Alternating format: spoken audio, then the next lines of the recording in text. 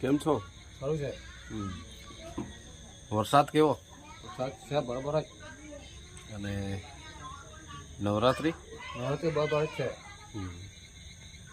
ગરબા રમતા છે ને? બસ ચાલો જ. હા તો વરસાદ આજે કેમ ચાલે બધું સિસ્ટમ જ આવે ને. ચોમાસામાં જ નવરાત્રી આવે એટલે વરસાદનું તો આપણે ધ્યાનમાં લઈને જ ચાલવાનું કે વરસાદ બી હોય પણ નવરાત્રી તો રમવાનું જ. પવન ને બહુ ફૂંકાયો ને? પવન બહુ ફૂંકાયો, આપણે બાજુ બચી ગયા. નઈ સાઈડ ને સિંડોઈ બાજુ ના મયુરે આ બાજુ બધાને પતરા બાતો ઉડાડી રાખ્યા. સિંડોઈ ને બાજુ ને. ચાલો, બહુ નુકસાન કર્યું. કુદરતી વસ્તુ ને એના આગળ આપણું કઈ નહીં ચાલે. કઈ ચાલે કેમ કે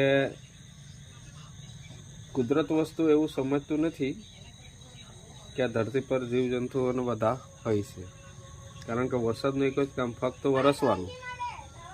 જાનહાનિ, તબાહી, સંકટ એ બધું એના લક્ષણો આવે જ.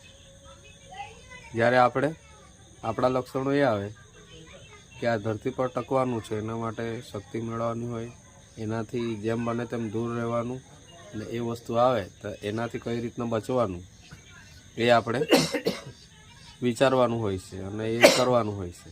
બરાબર ને?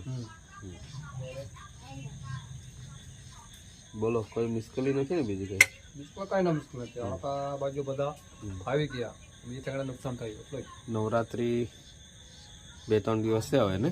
એ જ ચાલો, કઈ વાંધો નહીં. ભલે વરસાદ આવે તો કઈ વાંધો નહીં, પણ ગરબાઓ તો રમવું જ પડે.